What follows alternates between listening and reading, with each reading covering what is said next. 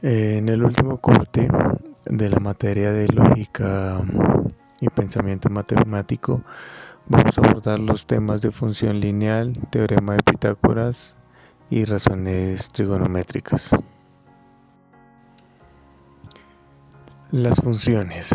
¿Qué es una función? Una función es una relación que existe entre dos variables, de manera que cada valor que tiene la primera variable le corresponde un único valor en la segunda. Hay dos tipos de variables, la variable dependiente y la variable independiente.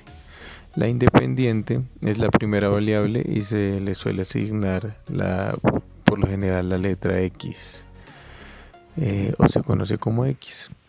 Y la dependiente es aquella que se deduce de la variable independiente y suele denominarse con la letra Y, es decir, depende de la variable X.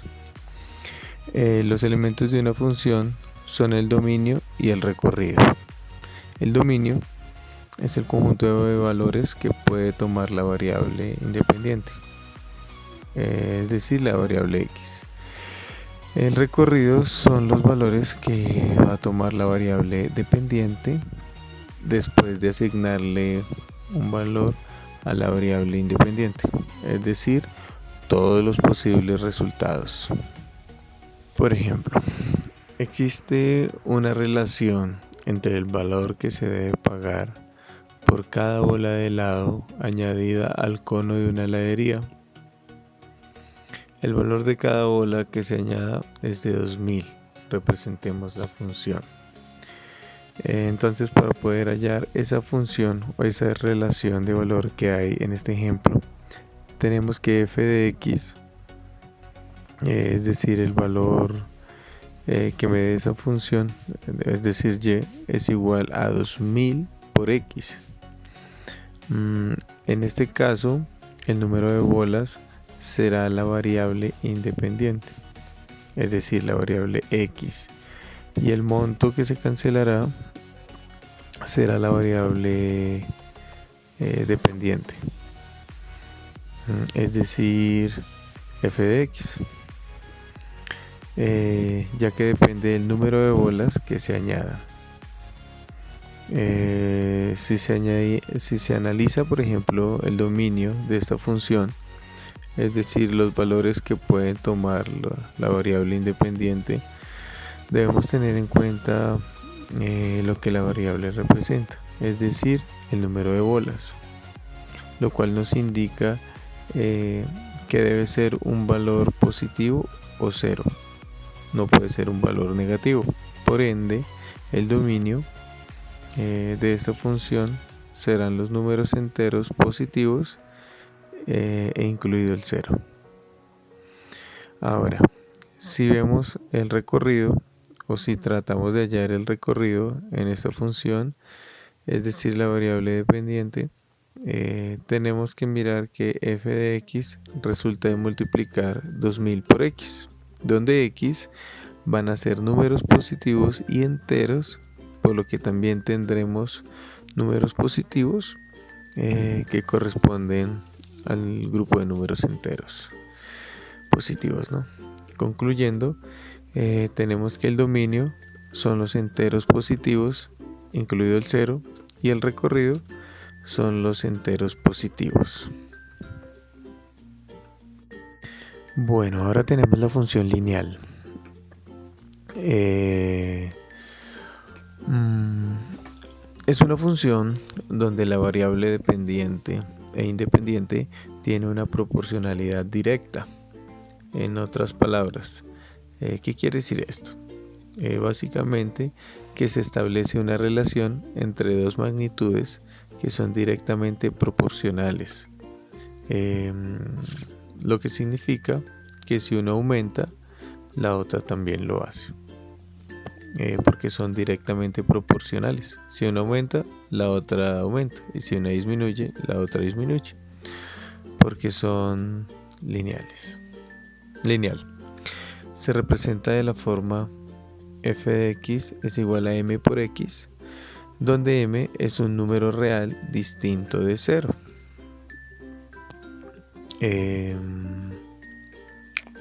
Se caracterizan por ser rectas que pasan por el punto de origen, es decir, 0. Relaciona variables directamente proporcionales,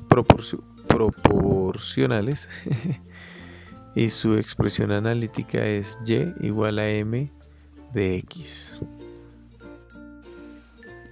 Ahora, la asociación de este y igual a m de x, lo que nos quiere decir es que el cociente entre esos dos valores asociados siempre va a ser una constante, es decir, m siempre va a ser el cociente de y sobre x.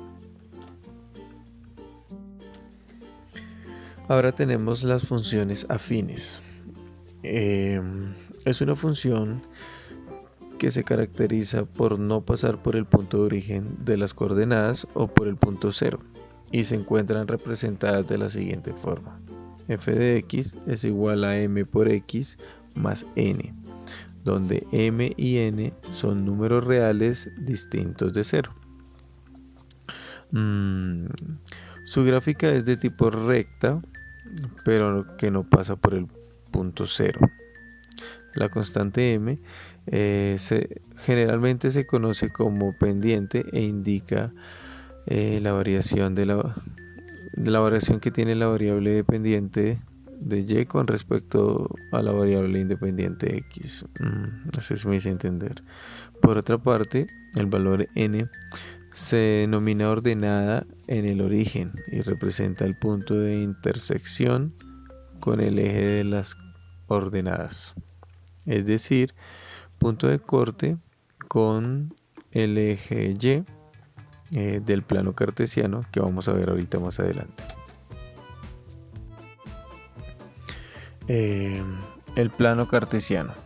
El plano cartesiano es un sistema que se encuentra conformado por dos rectas numéricas, una recta horizontal y una recta vertical, las cuales se cortan en un punto y generalmente se denominan origen y es 0.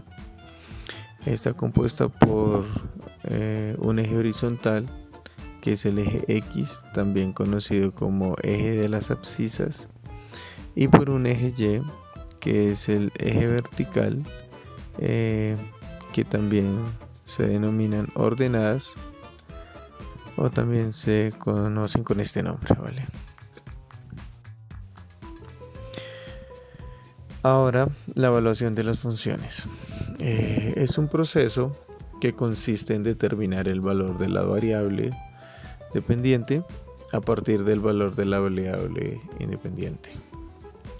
Por ejemplo, vamos a evaluar la función f de x igual a 5x más 8 cuando el valor numérico de x es 3. Entonces aquí tenemos el resultado. F de x es igual a 5x más 8, donde f de 3 es igual a 5 por 3 más 8, lo cual nos dará 23. Ahora, la tabulación de las funciones. Consiste en realizar una tabla de valores para la cual se elige un conjunto de valores de la variable independiente y se evalúa la función para cada uno de esos valores. Generalmente se hacen para luego ordenar datos y posteriormente graficar. Por ejemplo, realizar la tabla de valores para la función f de x igual a 5x más 1.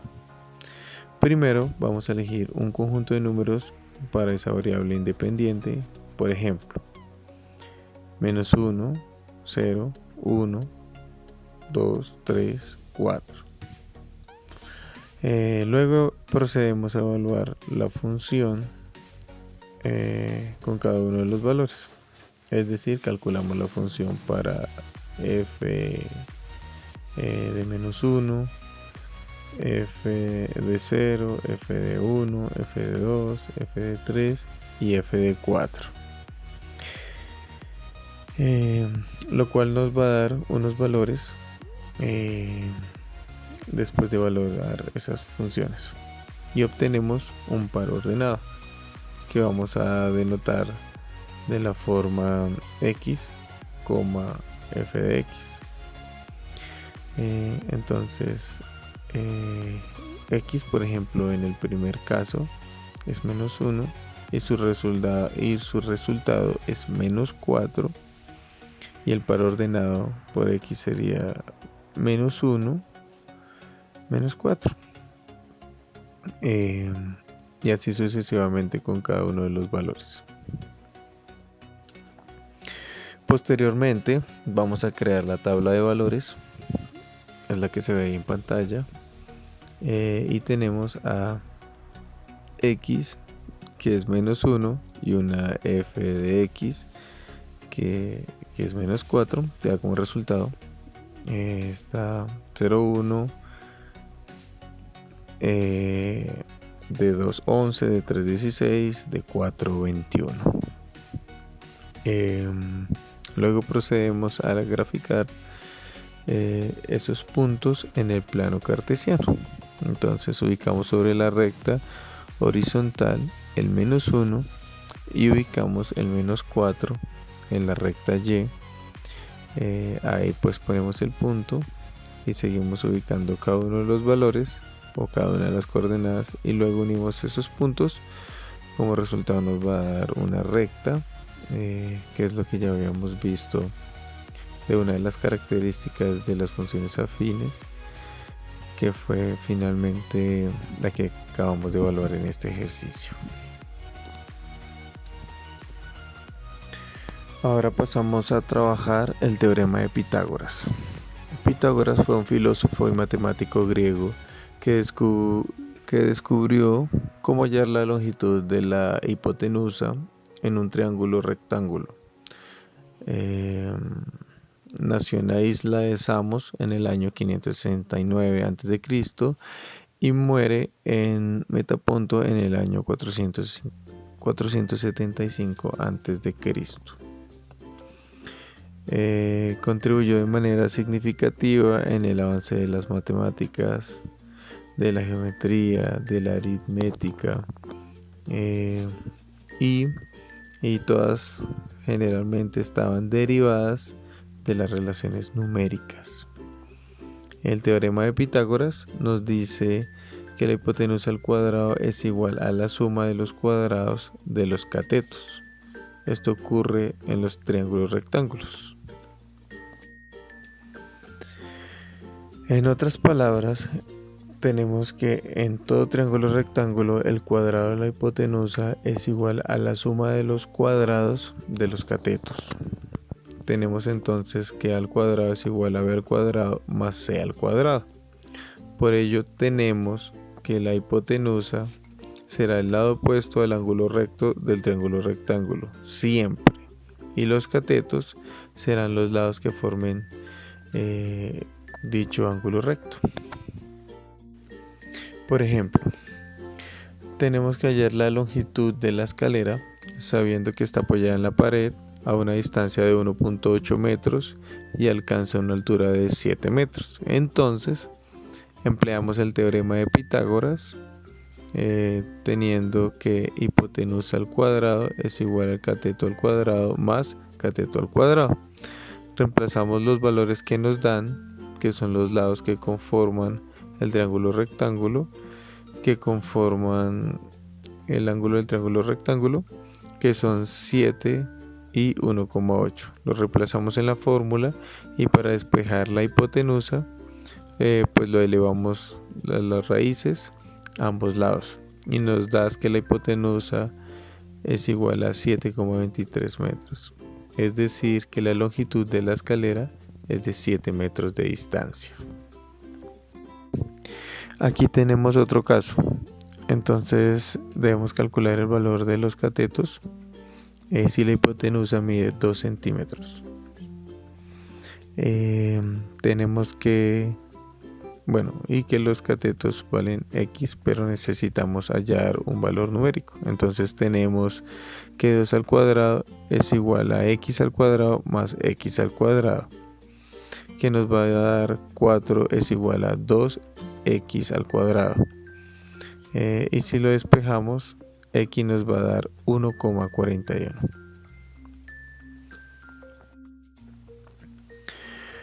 Razones trigonométricas. En los triángulos semejantes los ángulos son iguales y los lados homólogos son proporcionales entre ellos, ¿no? Por ello la razón entre sus lados determina su forma. En un triángulo rectángulo, las razones trigonométricas del ángulo se definen de la siguiente forma. Entonces tenemos el triángulo rectángulo, tenemos el ángulo que conocemos, el ángulo recto de 90, tenemos un ángulo agudo que es alma y los catetos opuestos y la hipotenusa. Siendo así, tenemos que el seno es el resultado del cociente entre el cateto opuesto y la hipotenusa. El coseno es el resultado del cociente entre el cateto y el adyacente y la hipotenusa. Y la tangente es el cociente entre el cateto opuesto y el adyacente. Por ello tenemos las siguientes fórmulas, que básicamente es lo que ya expuse en la anterior diapositiva y son las empleadas para, digamos, solucionar muchos problemas o muchos ejercicios de trigonometría. Por ejemplo, calculemos la altura del monte. Tenemos la hipotenusa, tenemos el ángulo y necesitamos hallar x. Entonces, como tengo el cateto opuesto,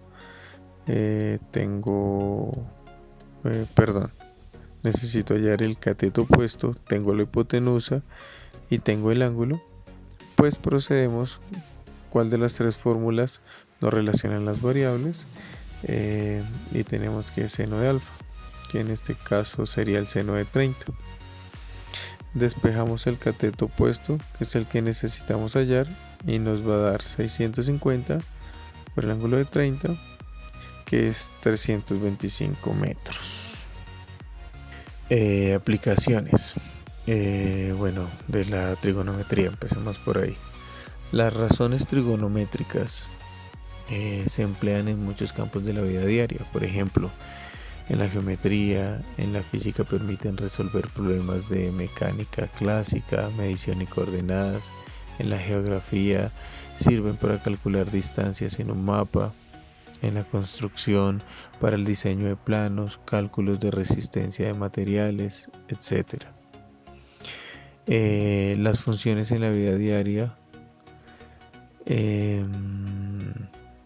son de mucho valor y de utilidad para resolver problemas como por ejemplo de finanzas, economía, de estadística, de ingeniería, de medicina, de química, física y de cualquier otra área social donde haya que relacionar variables y puedan analizarse.